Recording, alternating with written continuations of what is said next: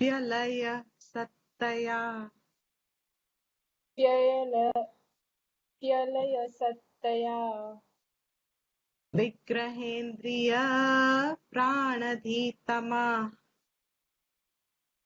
Vigrahe Diya Pranadhitama Nahamekasat Tajjadam Hyasat Nahamekasat Jadama Hayasata Nahamekasat Tajjadam Hyasat Nahamekasat Tajjanam Hayasat Hyasat. Hriyasat. Okay, we'll leave it at that. Thank you. And we shall start the class. So we have been seeing verse number up to 19 we have seen in the last class. And the important point over here was that what happens with persistent, consistent spiritual disciplines in one's life. Very often, there are situations in life, during the course of life, that bring about helplessness, that bring about unknowingness, confusion, vagueness, loss of direction, what one needs to do. And our mind seems to be the one which obstructs as if the clarity or the purpose or the vision or the direction. There seems to be this inner disturbance which kind of prevents it from absorbing what is the correct thing or what is one to do or what is one to apply or what is one to seek, what is good for oneself. Because human being, human mind is already, from the Vedic drishti, is already a carry forward. Means once there is avidya established, that means whatever I understand myself to be, I'm not that. I see myself as a jiva, as an individual, and that individual vision, knowledge of myself is the one which seems to be obstructing or is seen to be the one which is the very cause of disturbance. We attribute it to external things, external sources. But the judgment that one inflicts on oneself, I am disturbed, I am incomplete, I am unhappy, I seek happiness, etc. This notion, this idea, Shastra says, as long as avidya is there, you are never going to be free of this self-conclusions, which bring about a sense of unhappiness, which bring about a sense of incompleteness, for which that these mind, generally speaking, has developed habitual patterns, has developed a identity of repetition, has developed a force of habit, a kind of thinking what we call as my nature. I am like that. I am this purpose. I am this person. I feel this. I think this. This sense of limited identity, the sense of self-conclusion, the force that it has today. मैं ऐसी ही हूँ, मैं ऐसा ही हूँ, मैं यही हूँ. This is very deep rooted, very deep seated. And it's become deep rooted and deep seated because of the strength of thought force that one has. The strength of thought force, the strength of patterned thinking, which seems to be against our peace, which seems to be something that hurts, disturbs us. That patterned behavior, which is born by repetitive, conditioned outlook, from lack of complete knowledge. Yes, pre-installed, as if, by our own self, but that Shastra says you have to first gain some freedom from. You have to dhila karna. You have to weaken it. To weaken these thoughts, grooves, patterns, these spiritual disciplines are advocated. We have seen in great details by now the use of them, the purpose of them. Once having freed the mind from a habitual notion, averagely speaking, while yes, we understand it is very easy to appreciate intellectually, our minds have its own gati. To free ourselves from it requires persistent going after it, kind of a thing. You are persistent in your application, you're persistent in your approach, you're persistent in your practice. Arrives a point then where this becomes free. Mind becomes a little free. Once the mind is free, Shastra says, now your true nature will reveal itself. I'm removing it from words, too many words. What am I thinking my nature is? Deepti is kind, Deepti is generous, Deepti is this, Deepti is that. That I may think. Deepti is loving, Deepti is this I may think. You may say Deepti is indifferent, Deepti is careless, whatever. But this we attribute as a nature. That nature, I'm thinking I am.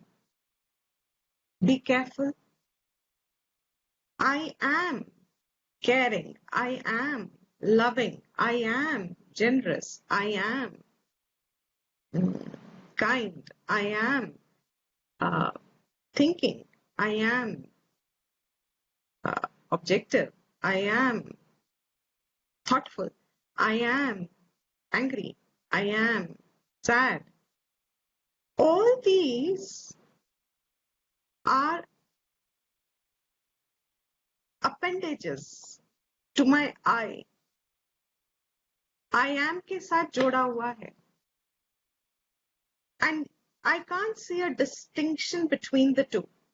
I means I am this nature that I just spoke of. When you attribute qualities on me, they may be different qualities. For you, your experience may say Deepti ji is this, Deepti ji is this, Deepti ji is blah blah. What have you attributing it to? My nature. You're also attributing it to my nature. I already have attributed something as my nature. This associated I am with one's own self-conclusiveness regarding oneself and concluding it to say that I am this nature. मैं यही हूँ. That I am this nature, Shastra says, is only as long as you are in identification with this body and these grooves are strong, born of incomplete knowledge, avidya. Once they are weakened enough, what will happen is that the I, one's true nature, which we cannot register now fully, but even now it is one's nature. What cannot be identified, but even now is one's nature. When the mind has gone quiet and freed of this repetitive behavioral seeking and conclusions, this nature of oneself will shine forth, will reveal itself. Reveal itself means it's revealing now also. But there is so many layers of self-conclusion over it that when the mind is freed of these self-conclusions, that self-evident, ever-present, ever there, one's true nature as who one is, shines forth.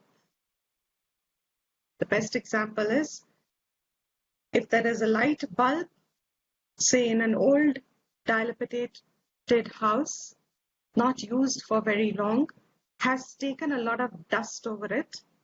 And even if you switch on the electricity is there. When you switch it on, the glow of the light is very diminished. Because of what? Because of an apparent, the word is important, apparent covering over it. What is the apparent covering? The apparent covering of dust. This apparent covering of dust seems to be reducing the light that is inherent in the bulb because of the electricity.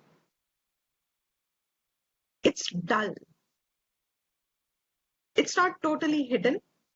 It's not dark. The dust can never prevent the light completely from shining forth, but it is not absolutely bright. So what is needed if one wants bright light? Common sense. Just take a cloth, wipe away the dust. That action of wiping away the dust with the help of the cloth is all these spiritual practices. The cloth taking away the dust, which seems to have got added because of it not being kept clean. It needs to be kept clean. Because of it not being kept clean for a period of time, that dust that seems to have added, this dust, the cloth, with the help of the cloth, is removed. What is the cloth? These practices. What practices? The practices of through your body, puja, all the etc. which has gone behind, through your speech, parayanam, japa, through your mind, upasana, and now he came to the point that once you have cleaned it, I don't think we need a shastra to tell us. Whenever I will stop the process of cleaning it every day, what will happen? Anyone? Dust will settle. Sorry? Dust will settle again. How? When? When you stop cleaning, when you So, stop practicing all of these, right? right. So the mind has the tendency to go back to what it was. Yeah, correct. So when will you start seeing the dust again? Not immediately, not 1 day, 2 day, 5 days. So there is some little gap in between. It'll remain clean. Dheere dheere, the dust is settling, but it still is not interfering with the light enough. But if you completely stop thinking, I've already cleaned it once, and now I don't need to put in that effort again, then what will happen is, in time, automatically the dust will settle again, which means as long as that light has been recognized as at its source. What is the source of that light in the bulb? Electricity. As long as one has appreciated that light in the bulb is not from the bulb, but is connected to electricity, coming as if from behind, but it pervades the bulb. The electricity is not just there, as if it has pervaded the bulb. It's illumined not only the bulb, it has illumined whatever else the bulb can illumine. Bulb is that upadhi now. Mind is that upadhi now. Whatever the bulb can illumine, whatever the mind can illumine, what can the mind illumine? Mind is identified with the senses. Senses are only recognizing the world of objects. Mind will also illumine the world of objects.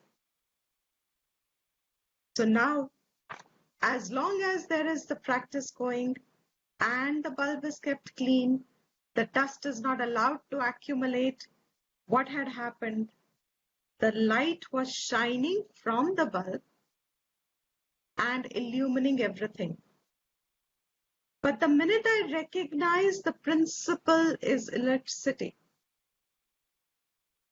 what has happened to the bulb now? It is still subject to being catching dust, but the fact that the electricity is the cause of light here in the bulb, with the medium of the bulb is just a medium, and it is helping the expression of light. Once the light has got traced back to electricity, no longer are you dependent only on one bulb, etc. The principle of electricity, whatever it can generate, you are now in the know-how of all of it. Example has a limitation, but the idea, I think, is conveyed fairly well. What will happen?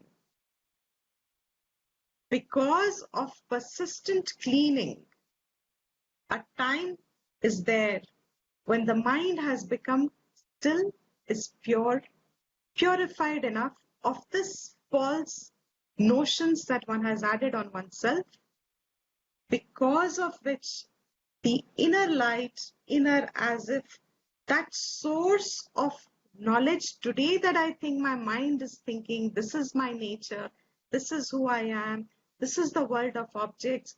The minute I have this recognition of pure nature expressing itself, and it has revealed itself now as what it is, it has become freed of the bulb.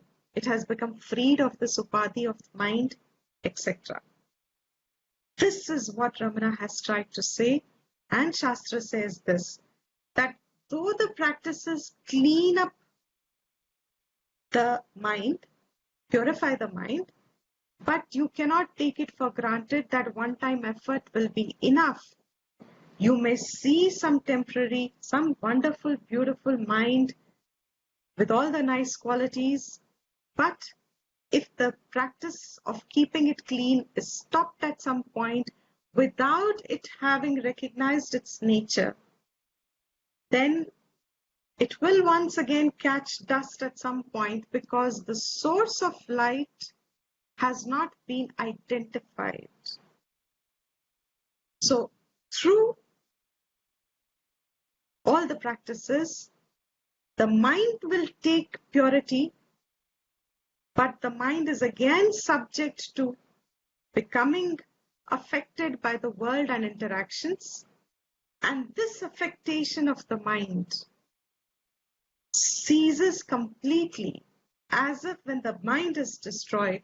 And when does that mind destroy? He says, when the source of very knowledge, this self-conclusion, I am this individual, when the source itself has been identified. When the source itself has been identified, that this is Aham, the source of this Chaitanyam, consciousness, which is today illumining the identity that I think I am. मैं क्या हूँ?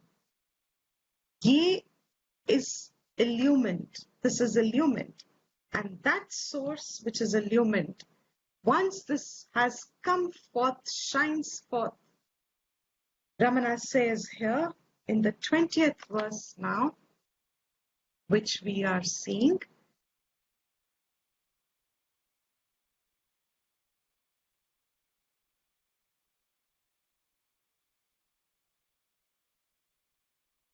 he says, the minute you have identified the source, then aham ayam kutaha bhavati chinvataha.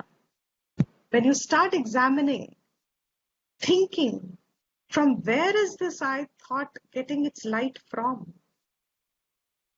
And beautiful part is, I thought hum kehte hain. But if you translate it back, if you try and identify it, I is a very generalized notion which pervades the entire body. I is not a thought like I want tea, I want coffee, tea, coffee, book, etc. I is not a thought like that, actually speaking. I is an identity, is a pervasiveness centered on the body. He says, the minute you start looking back, trying to register where is this notion coming from? कहाँ से आ रहा है? Light कहाँ से आ रही है? Focus on it. You don't need too much knowledge here. Just focus. Where is it coming from? When I wake up in the morning, I open my eyes. When I open my eyes, just before I've opened my eyes, my identity of I am this name and form has already got illumined. That is called waking up. I've already woken up. Woken up even before my eyes opened. I have registered that I am this individual. That light, I'm using the word light. Generalized word is consciousness, awareness, Atman. This source of light, which has brought up this recognition that I am this individual, it's enlivened. एकदम से जैसे ज्ञान है अब, right or wrong knowledge नहीं कह रहे, but अब ज्ञान है मेरे को लेके. First thought is, when I wake up, मुझे ज्ञान है अपने बारे में. मैं हूँ, मैं जिंदा हूँ, I'm breathing. मैं सोई, अच्छे से सोई. I slept well, I dreamt well. मैं उठी. Now that I have woken up, this jnana, that light says, when you start examining what is this mind if it has an identity of its own, if it has a reality of its own, aham ayam kutaha bhavati, chinvataha, think, aham ayam, ye main, aham word, ayam this, I, kutaha bhavati. This is self-complete knowledge. It can take the rest of our life. We can remain absorbed with this if our minds had sadhana chatushtayam. This is a direct process. From where has the I sense? And I'm repeating, I is not just one thought, like another thought. It's not just a thought. It's the centering, placement. It's complete from head to toe. The table doesn't have, I'm touching my table, but my table doesn't have an I sense. I don't have an I sense on the table. I have my sense on the table. My table. My book. My I. I can say if I'm discerning. But before I discern, I, may, and my I, that my is not there. This whole head to toe seems to be I, is the I. It says when you start examining ये कहाँ से इतनी वृत्तियां चल रही हैं, take a step back. You will realize, he says, with practice, you will realize, are, it will be so simple. What seems like an impossibility today, Ramana says, it will be so simple. Are, patati, aham. This aham, which is centered from the head to toe, this aham, patati, falls.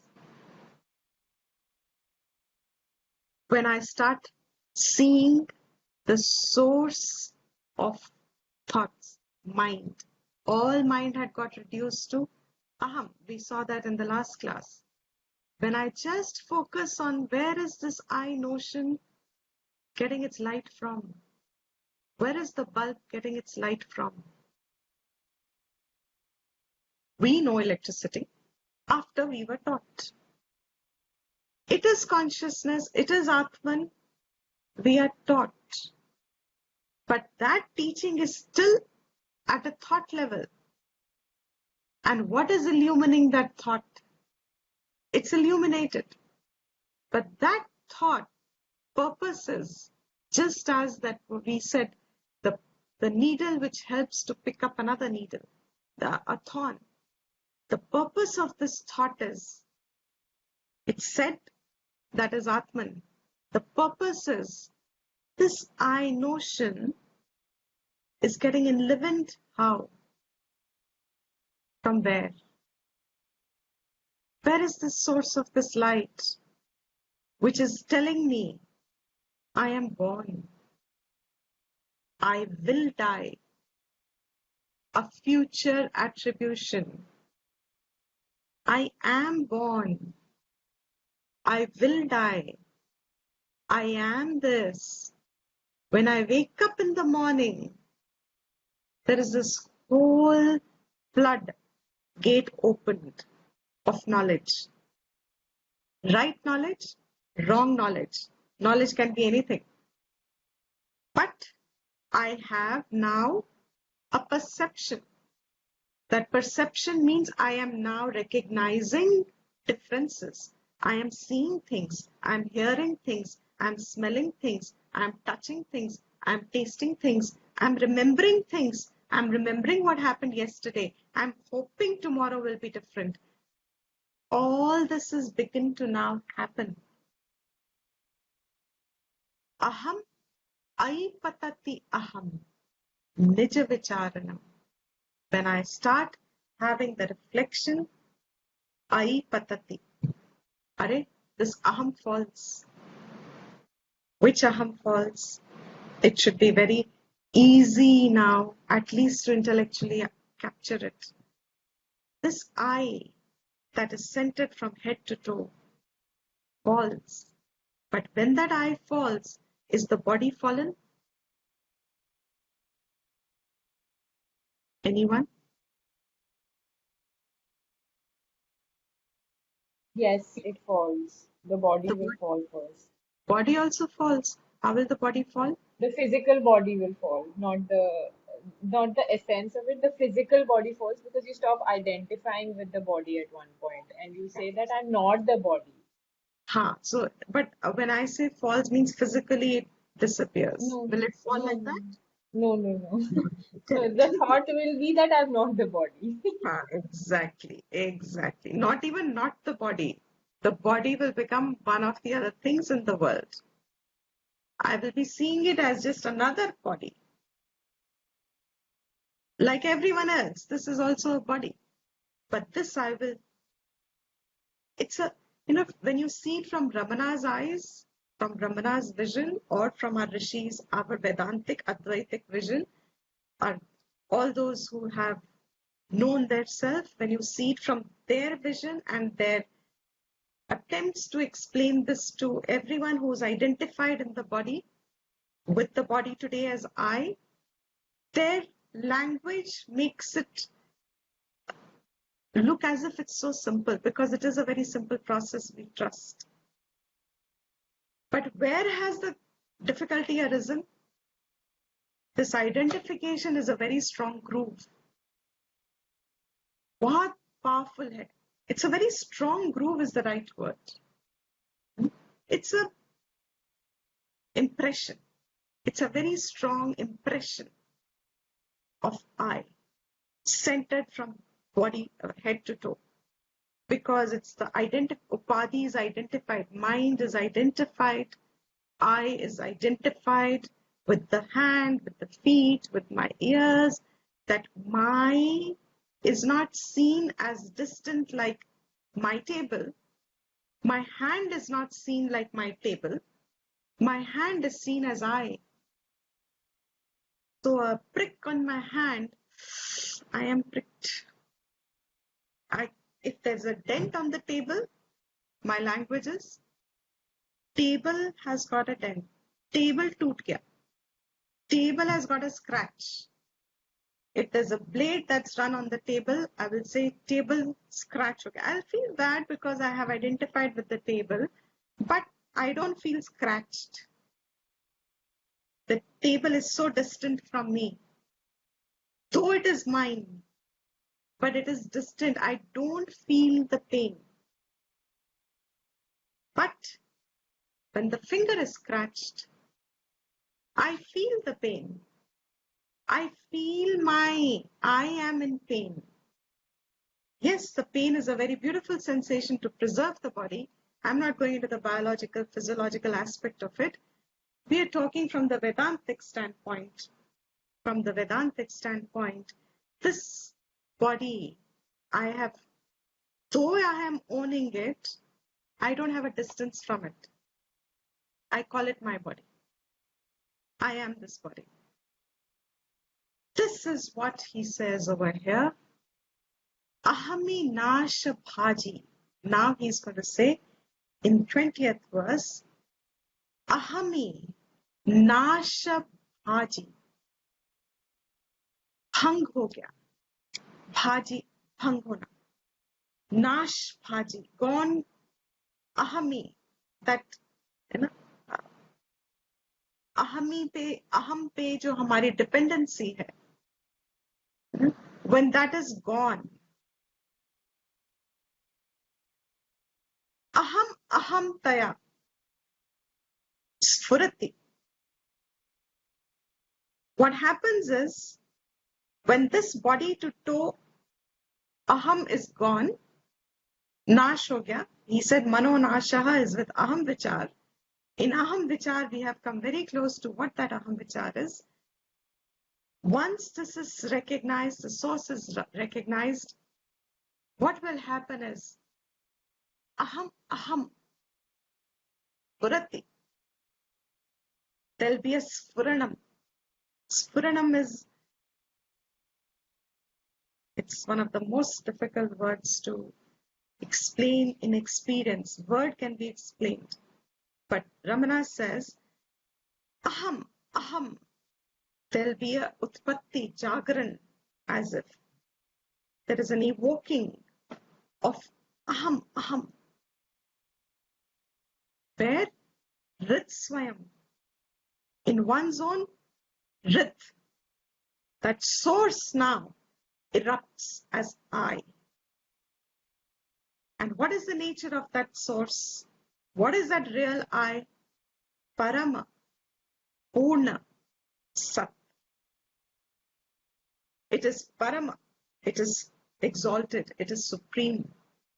It is Purnam. It has got no division in it. It is complete. It is Sat. It is the truth. It is existence. Pure existence. Ahami nasha bhaji. Ahama ahamtaya. It goes to become, it's Sfurati Rit Swayam. Parama Purna Sat. He says, in one's own self, apne andar hi. It's not going to happen. Nothing outside is happening. अपने अंदर ही एक स्फुरति आती है. Spurati is not like morning mein, we are energetic. Not that spurati. There is this, it's like when you see a fountain which was not on before, and if you switch on the tap and whatever it's connected to, and suddenly the water gushes up. There is this gush, is the right word. The gush of pure consciousness, recognition. There is nothing that is obstructing the pure gush of one's nature. What is obstructing today the gush of the nature? This small I, which is restricted from head to toe and has got an identity around its likes, dislikes, etc. This gush is now Sfurati Rit Swayam, Parama Purna Sat. It is Parama, it is Purna, and it is Sat. It is pure existence. It is supreme. It is complete. Ahaminasha bhaji, aham hamtaya, Sfurati Rit Swayam, Parama Purna Sat. Then he says, Idam aham pada, abhikyam anvaham, ahami lina ke, api, alaya sattaya. He says, Idam aham pada. Whatever we call as I, he's giving a very beautiful distinction between the false, temporary, centered from head to toe I and the pure I, which today none of us will be able to appreciate, or let me put it this way, we will appreciate it in understanding. We can appreciate it as this is right. This seems to be correct. We don't seem to have a doubt in it. But the knowledge of that, as I have the knowledge of the body being real, I associated with the body as real, that knowledge may still not be complete. I'll repeat myself just in case. What Ramana is now saying is, there are as if these two ahams that are erupting, that are there. One aham we know every day morning, I just said, erupts. स्फुरति, उठता है, जागता है. मेरा I sense जाग जाता है. The minute I wake up, that's called waking up. जब मेरा I sense is now manifest. This I that has now got manifest, this I, he says, has a distinct characteristic. What is it? Ahami leenake. This aham takes a leena, goes to leena, leenake, in leena. It has a leena. Leena is laya. Laya is, we just saw, mano laya. ये जो अहम आज उठा है, उसका characteristic I can see is with from my head to toe and has certain qualities, attributes attached to it and has certain objects and people as mine, me. जुड़ा हुआ है इनसे. That is, he's saying, ahami leenake. This aham has a characteristic that it has a leena. It goes away. Whereas aham pada abhikhyam, what this aham pada actually points to, जिसको हम aham कहते हैं, what does it point to? Idam, the source that it points to. Anvaham says, api, this aham, alaya, it has no laya. It has no resolution. It has no dissolution. It has no disappearance in my experience. What is its nature? Sattaya. It is pure existence. It is of the nature of Sat. What is Sat? Pure Hona. A pure Hona. Pure Hona means that Hona which is now never going to disappear in my experience. But what happens to this head to toe experience of Aham? What will happen? Comes and goes. Like you wake up and then you sleep. So it comes and it goes. goes. It has a laya. This Aham, which comes and goes, is Asat. And Asat is Mithya. It's not the real nature. It's not the real you. It is not who your identity is in true sense. It is appearing true because of the truth that is enlightening it, enlivening it. The bulb has the capacity to give light because electricity is connected to it. You disconnect the electricity. This bulb, even if it is intact, cannot light. Even if the bulb is intact, it will not give light. It can only give light being intact, condition yes, but also being connected to electricity. Similarly, this aham idam, this I, which we call as I, मैं ये, मैं वो, मैं ऐसा, मैं वैसा, मुझे ये, मुझे वो, उनका ये, वो, whatever I call as I. Aham pada abhikhyam anvaham. He says, this I, ahami leena ke, will take leena and know the difference between the two. That when the real I will take sphuranam, what will be its characteristic you will identify? Its nature, it's not going to get generated. कुछ भी नहीं होगा. सिर्फ ये होगा कि आपको पता है कि अब ये disappear नहीं होता. आप जान जाते हो, it is ever there. It is ever existent. It has never gone. It has never born. It has never undergone a change. It is always there. Always there is also very objectively saying it. I is always there, but which I? Not the one obstructed with the upadhi, but whose obstruction with the upadhi has gone. Sfuranam. It has this. This is a very specific.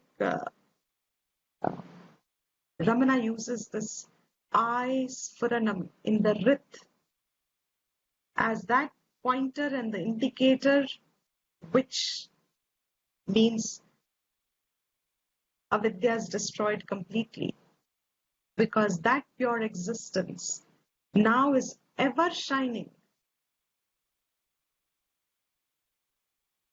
unobstructed.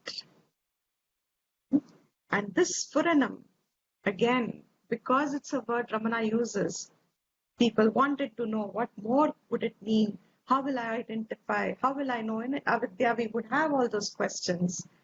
And a question was asked to Ramana, what is Sfurana? And he said, to explain this Sfurana is a kind of indescribable but palpable sensation in the heart center. This is a part of the question. Sfurana ko translate Zada se Zada, one has understood it in avidya, is a kind of an indescribable but palpable sensation in the heart center. And Ramana's answer is, Purana is felt on several occasions, such as in fear, excitement, etc. Although it is always and all over, yet it is felt at a particular center and on a particular occasions. It is also associated with antecedent causes and confounded within the body, whereas it is all alone and pure. It is the self. If the mind be fixed on the Sfurana and one senses it continuously and automatically, it is realization. Sfurana is pure. The subject and object proceed from it. Which subject is referring to? The subject that is in association with the object. The I. Body is the object. Exact. And the subject is I. The individual I, not the pure I. Because whenever you register the object, it is cojoined with the individual. The duality of subject and object, if you are seeing an object separate from you, then there is a perceiver which is associated with the upadhi. So this I with the upadhi, subject with the upadhi, individual, jiva. This subject and object, Ramana says, proceed from it. From where? Sfurana is pure. Subject and object proceed from it. If the man mistakes himself for the subject, objects must necessarily appear different from him. If a man mistakes himself as the individual, then objects must necessarily appear different from him. They are periodically withdrawn and projected. They are periodically withdrawn and projected. When is it withdrawn? Sleep. Like in sleep. Example, in sleep. Also in other states, like if a person has gone into complete shock, suddenly everything withdraws. The body responses take over. Your eye sense seems to have got withdrawn, even though it is there. The subject and object proceed from it. If the man mistakes himself for the subject, objects must necessarily appear different from him. They are periodically withdrawn and projected, creating the world and the subject's enjoyment of the same. If, on the other hand, the man is aware and the light which makes perception possible to be the screen on which the subject and object are projected, if, on the other hand, the man is aware to be the screen on which the subject and object are projected, there can be no confusion. One can then remain watching their appearance and disappearance without any perturbation to the self. It's apt.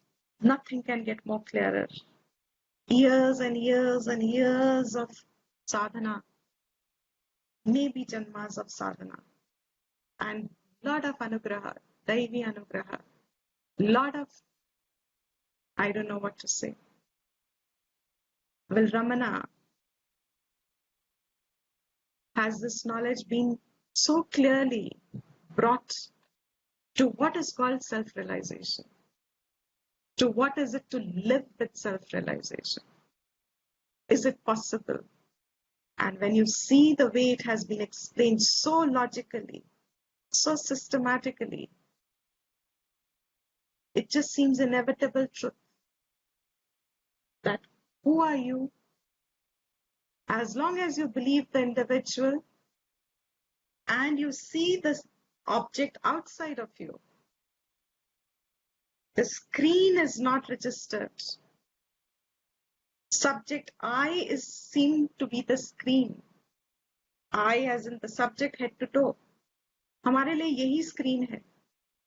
And the world is opposite, different from me. This world, when it comes inside, this subject and object, when both are seen in their screen, that source, that consciousness, that is pure. Nobody has to do anything about it. There is nothing to be done. It's a state of akarta. You cannot do anything. All that can be done only by the upadhi. That source is only ever there. So, all spiritual practices, I'm sorry, I'm going to go into Spuranam again because I can't see anything more clearly ever being studied or read anywhere. At least I can't relate to anything more clearly. What this says is, puts everything into perspective. All world religions, all values, all one's own gati, all one's own aspirations, hopes, samsara, punarapi, jananam, everything has fallen into place. From where? As long as the source is not seen, this cycle is endless. Today, I is projected in this body. Tomorrow, fall of this body, death of this body, I will be projected assuming another body. Projection and resolution. Projection and resolution seems to be happening. Until the source is recognized, I, subject, doesn't fall. It only withdraws temporarily to erupt again. And that is what he says, and he's going to continue now later also. So today, this was the 21st verse, and now in the 22nd verse also, he's going to talk about